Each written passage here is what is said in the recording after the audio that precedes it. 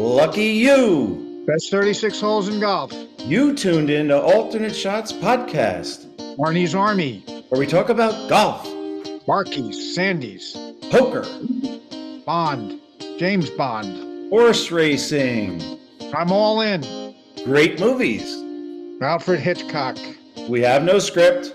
And down the stretch they come. We're glad you joined us. Frankly, my dear, I don't give a damn. Whoop, let's start again. Hey, Alternate Shots fans, we've got an interesting podcast episode today from a real, genuine PGA Tour pro, and he's now been for many, many years the head golf coach at University of Illinois. Welcome, Mike Small. Morning, Bob. Good to talk to you. You know, you got into this crazy game. How old were you when you got into it? When did you get good? Well, I played all sports growing up. So 70s and 80s, we played a lot of sports. And after I went through all of them, I gravitated towards golf. Now, finished playing basketball and golf in high school, but I was a baseball freak early, and my baseball teammates in Little League got me involved in golf, actually. So I loved the game. My dad was a basketball player and got into golf late. You know, I tinkered with it with him, and I liked it, but I was doing all the team sports. It was cool to play baseball and football and basketball like I did.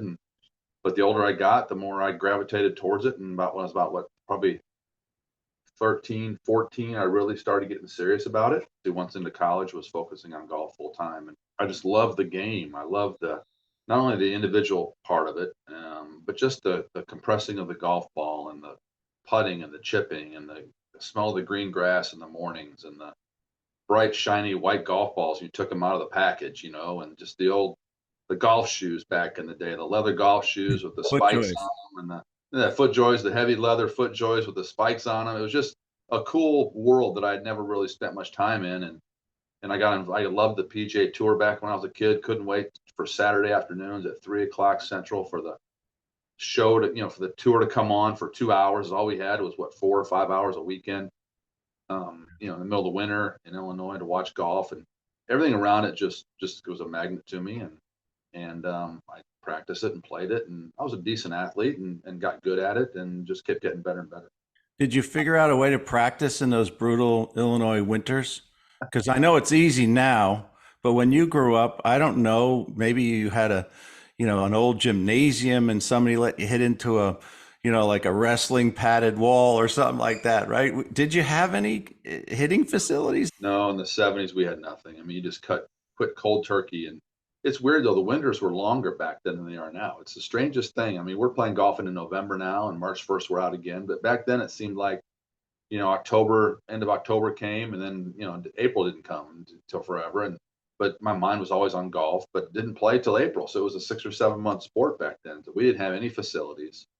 The facilities now, obviously, that we have here on campus at Illinois are just off the charts, world class. I mean, it's just phenomenal. And there's golfers who play golf, and there's golfers who play golf who compress the ball, or I like to say have a lag. When did you know you had the lag where that helps in compressing the ball? Because I think 90% of people don't have a lag. They just kind of use their arms and shoulders and they get the ball going somewhere. Yeah, that's fine. That's just the way to play. That's the social way to play and the fun way to play. But, if you want to be good and you want to keep taking your game to the next level and, compete at a high amateur level or turn pro and try to make some money off this game, you have to compress it. But I think you have to compress it more nowadays than you had to before. I think the equipment has gotten so good and so advanced. Back in the day, a lot fewer people could compress it, but the game was more of an art then. And I try to tell my players this, and we just kind of laugh and joke about times and things. And, back then, persimmon woods, balata balls, the ball would spin. It'd be up in the air forever. It'd be changing directions. It'd be coming back at you into the wind. It'd spin so much. So I think back then, the art, good hands, good touch, creativity, just pure talent maybe was more needed back then. And if you compressed it back then, you were already an elite player. I mean, it was hard to do. I didn't start probably compressing it till I started understanding the game and getting some better instruction and learning it myself. But I learned to score. I learned just to get it around and chip and putt. And that's kind of the way I learned to survive in the game at an early age. And then the more I got better and was around better players, in college. And once I turned pro and played the mini tours for a bunch of years back in the day when there's only one mini tour to play, I mean, you're around the best players. I was always able to evolve and to adapt to people around me. I'd go to another level and I'd get beat up pretty good, but then I'd problem solve, I'd figure it out, I would adapt and I would learn to compete and then succeed. The next level I would go to, I'd get beat up and I would have to circle the wagons and figure it out. And it's just kind of the way my career was. Back in the mid-1990s, Mike Small was just a professional golfer. He won twice on the Web.com Tour and spent the 1998 season on the PGA Tour. Didn't have the success that I would have liked on the PGA Tour, and if I would have stayed out there, who knows what the future would have held. I could have kept playing and might have found it and had a great career. And then when Illinois came back to ask me to come back and coach, build a program, that was intriguing to me. Yeah, you gotta use your creativity, your imagination, see the shot. In the nearly 2 decades at the helm of the Illini, Small has earned Big Ten Coach of the Year honors on 5 occasions. As a competitor, he's having one of his best years ever on PGA Tour champions. How about that for Biggie Small? Rolls it in for birdie. With 3 top 10 finishes. I feel I'm a better player now than I was when I played on the tour in the 90s. You know, I've grown, seen the game from a different perspective, made more cuts and more money while coaching than I did when I played full time. He's my man. I always text him. I always send him a little quick note of congratulations. He's our best playing college coach by far. I think his team needs to take note of the way Coach is playing. They are interested in what I'm doing. That's a healthy environment for our team. Congratulations, Michael Small. You played in the Nike Tour, you had 2 wins. In the Nike Monterey Open, you beat a pretty good player, Chris DeMarco. That's a good chip to have on your shoulder. I'm sure you might remind him from time to time when you see him. Oh, well, you're bringing up some old memories there, which is great. But yeah, the Nike Tour is the Korn Ferry. It's evolved. The name has changed over the years, but yeah, it's deeper. I mean, I think golf in general, competitive golf in general, is deeper and stronger now than it ever has been. But you know, back then, I think Chris and I joke to this day. I'll never forget. I won twice on that tour in 1997. We both got our PGA Tour card in 1998. I ended up losing my card, and he stayed out there and made millions, and was runner up in the Masters a couple times, and he went on to have a great career. And he's just an ultra competitor too. We played against each other in college when he was at Florida and I was at Illinois. But he always jokes the one guy he couldn't beat was me, because I think he finished second or third, and in both the events I won that year. The players back then, if you go look at the players back then, they have all evolved into great major champions and winners on the tour in the early 2000s, and it's just time evolves, and it was the place to be. And once I won those 2 events, or really the first one in Monterey, it was a sense of validation. I'd won on the Hooters Tour before that, but not really had great success. Just kind of got better every year. But when I won that event, it changed my course of my life, really, when it came to professional golf. I played and practiced so hard as a touring professional to get on the PGA Tour and to have that success. That was chasing that dream. And then when I lost my card, it wasn't quite the same. Back on the Web.com Tour, I think at the time, the name always changes, but I was down back there as a past champion and decided maybe I needed to do something else and take a break from golf. And the University of Illinois came calling about coming back and trying to build this program up to where it was when Steve Stricker and I were on the same teams together in the late 80s. And I thought I'd do it for a few years. And if I liked it, great. If I didn't, I'd go back to playing. And man, I needed a break because I had just lost my tour card. And like I said, professional golf's not the same once you've experienced the PGA Tour and then you're back on the lesser tours. I had my chances, Bob. I had my opportunities. And again, I wasn't as good a player then as I was when I started coaching, and I started making more cuts and making more money on the PGA Tour and in majors when I was coaching. So I learned a lot. I've always been a slow learner, I guess, a late bloomer or slow learner, however way you want to call it. But I played better since I've been coaching, but I in a sadistic way, I coach and I play, and I get motivation out of my failures than I do my successes. And I coach a lot from a perspective of things I didn't do very well, and I learned that I needed to do better when I was on tour. And I think that's really benefited my guys on my team over the years, and how they've all gone on to play great professional careers. I think it's the little things that young players don't realize or pay attention to and address until it's too late. I think you got to care just enough. I don't think you can care, if you care too much, and that may have been my issue. When I finally got, I was playing the mini tours for all those years, and then like I said, when we won on the Corn Ferry Tour, and then got up onto the PGA Tour. It was me, myself, and my game 24/7, and it consumed me. And it got to a point where the more you want something, the harder you work at something, the harder it becomes. And I use the phrase with my team a lot. When kids are struggling and they're trying to find things, it reminds you of when you're a kindergarten or preschooler and you're trying to jam that square peg into that round hole, and it just won't go. And you just keep fighting it, pounding it, and screaming and yelling. And it's like, dude, just take a deep breath, chill out, think about a minute, calm down, and put the square peg in the square hole and the round peg in the round hole, and you're fine. And that's kind of what I think you're maybe referencing to. It's when you care, it's a whole different ball game, and then you have to care just enough. You can't care too much.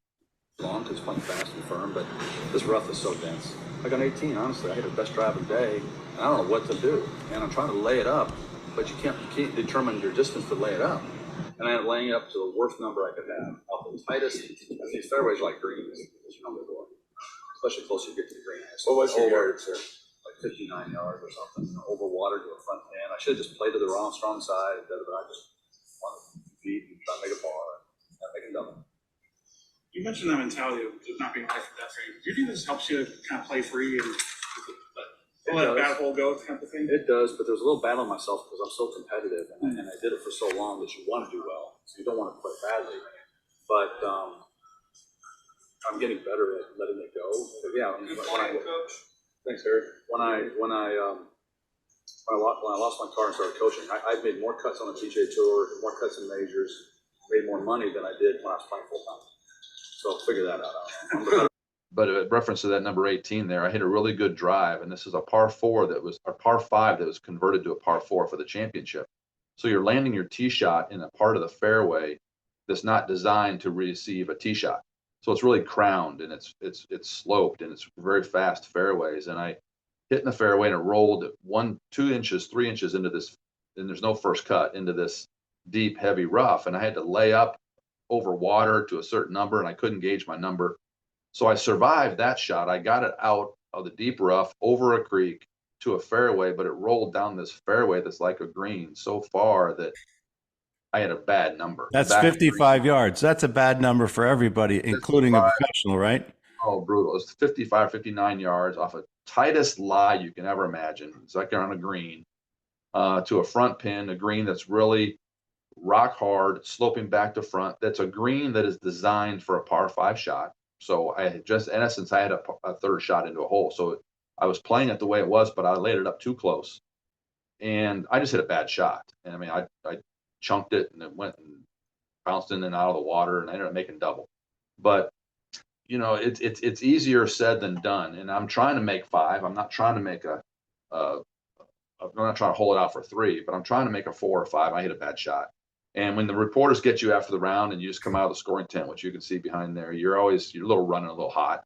And I think if I par the hole, I'm leading it. If I bogey the hole, I'm leading it. And I think I doubled it, and I was 1 back maybe after the first round. And for a guy who comes out and, is a part-time player, and I've had some success on the Champions Tour. I've had some top 10s and had some these reasonable finishes. But at this event, this major event, I wanted to play well. It was disappointing to have that finish. So take me into the eyes of 2 guys that haven't won majors but have incredible talent, Tommy Fleetwood and Xander Schauffele. You can't make rhyme or reason out of this sport, out of this game. There's so many variables. There's so much different. Unlike any other sport, the course or the court or the field you're playing is different every time. The conditions are different. It's such a long season, a long career. Things happen so slowly. You have to initiate the action in every shot in this game. You're like a pitcher. In baseball, you can't, you don't react to a stimulus. You got to start the actions. What you mentioned earlier about pre-shot routine. That's why that's so important, is because you're initiating the action. So you put all these variables together over a course of a career, where there's so many different things that are affecting the outcome. And then you put pressure in at the majors, and people elevate it. Some people honestly play better under pressure than others, and some don't. And some play really well under pressure, but don't get the breaks. And and then that flips them around, and they become, then they start, dealing with the pressure and, adversely. And it's just the craziest game in the world. And you cannot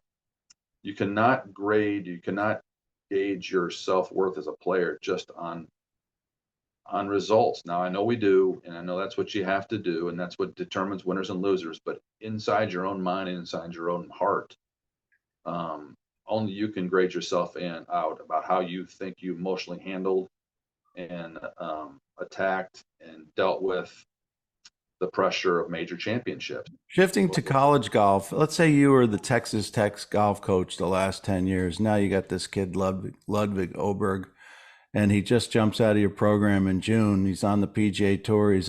He's beyond on fire. What do you think if he came back to you after winning on the European Tour, winning on the PGA Tour, winning on the Ryder Cup? What would you say to him if he called you up? Hey, coach, I don't know what I'm doing out here. I don't know if he'd call the coach and say, I don't know what I'm doing, but I think that if he coach, I think he'd call the coach up and say, I mean, if he did say that in that context, I'd say, well, then keep not thinking. Yeah. Keep doing what you're doing, because I think when players think, and you think too much, that's bad. And just act and do it and go with your instincts and don't think too much. He goes through his routine and he's doomed. He's not as fast as Trevino, but he's pretty quick and he's accurate. He's confident. He's very talented. He drives it like nobody I've ever seen. But he's confident, and he doesn't. It reminds me of a saying that, Strick and I were in school together, and I think he's one of the best players ever lived that didn't win a major. The career, we went to number 2 in the world there for a while, and he's won a dozen times on tour. But he had a little valley in the middle of his career, people tend to forget, where he won twice before and then bottomed out and didn't win for 4 or 5 years and lost his card, had to go back to tour school. And then he, then wins 10 more times. And he told me one time, he early in his career, when he was playing good out of college, and I think he applied it to after he had his little swale there.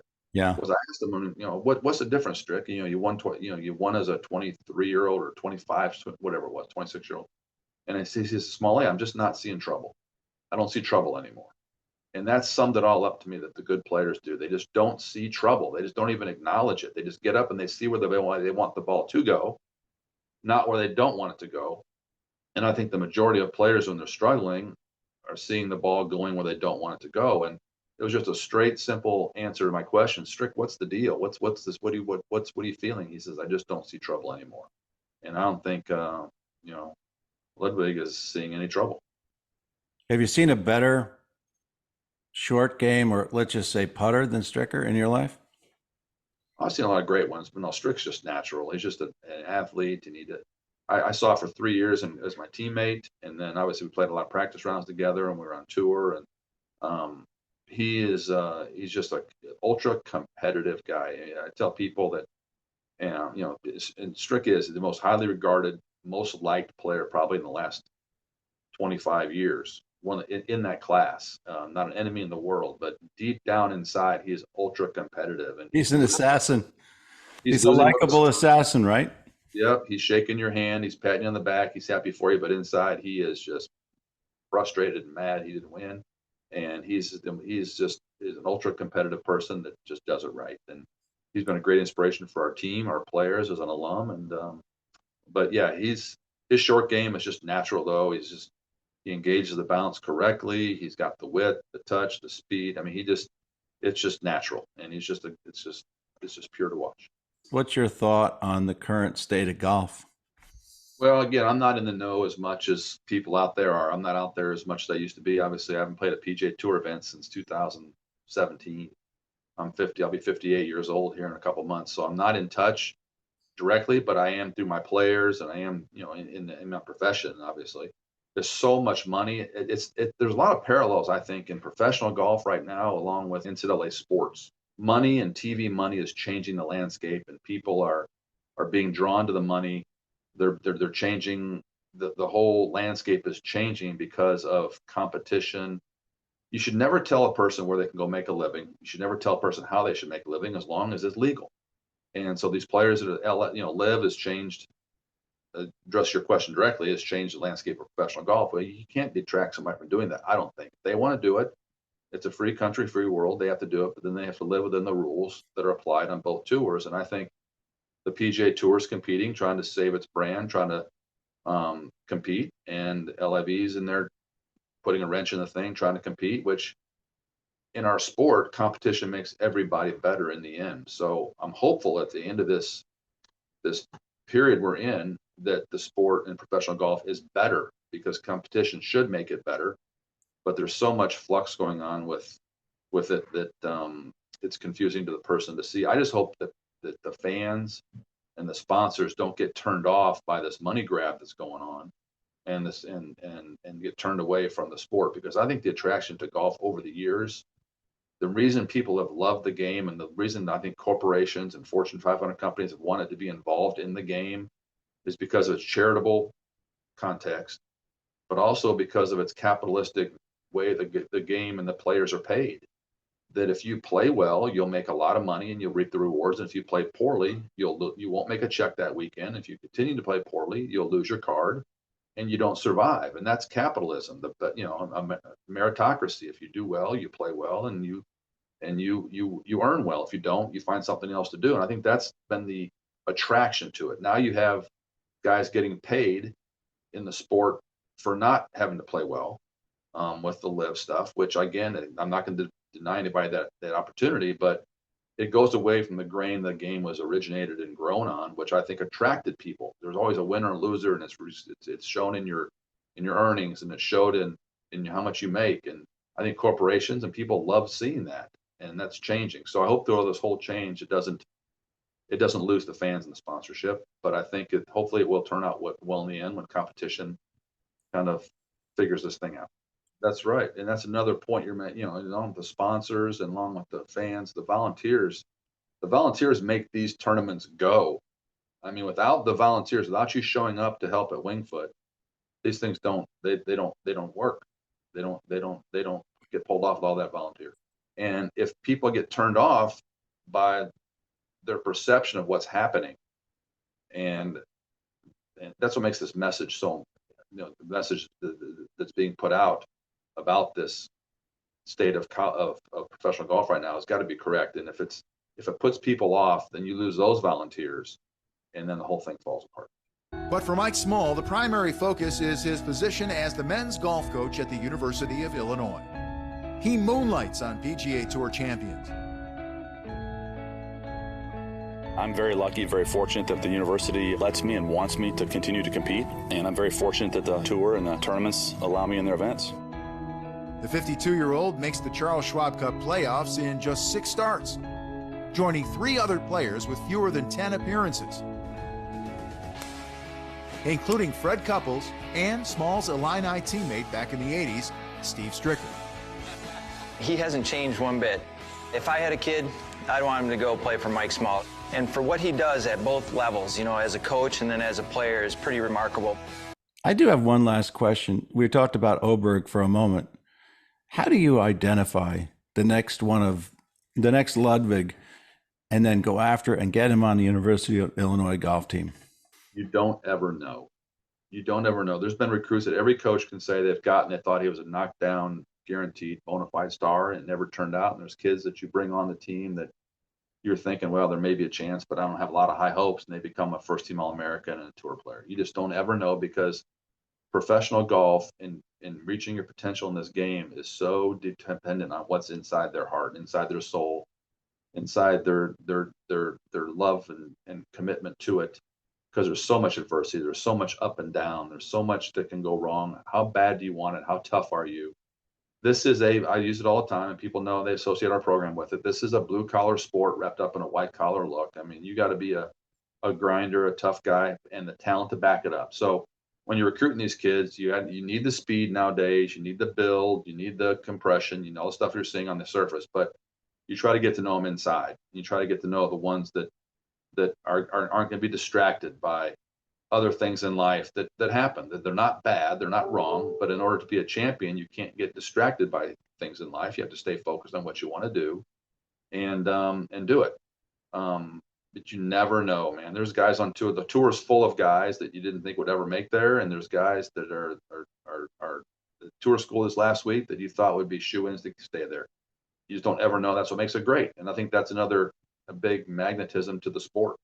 I appreciate you having me on. I do these from time to time for people and friends of mine, and I just follow your lead, Bob, and you do a great job. And if you ever need me on again, let me know. But hopefully this added some entertainment to people, and maybe they enjoy listening.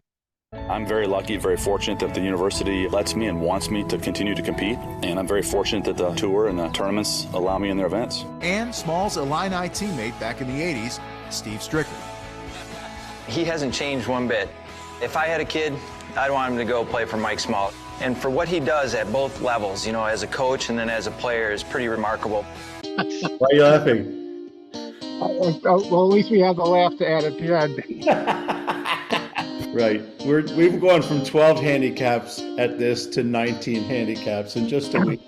That's what happened. Somebody changed my grip, and the next thing you know, I can't do the podcast anymore. I felt like I was in the first row of the first pew at church right during the sermon. And your brother was poking you. My brother was making me laugh. Thanks for joining us today. Billy Harmon. We really appreciate your Double feedback. Indemnity. And please subscribe to the show. Hit them hard and hit them off. That's 36 holes. But for Mike Small, the primary focus is his position as the men's golf coach at the University of Illinois. He moonlights on PGA Tour champions.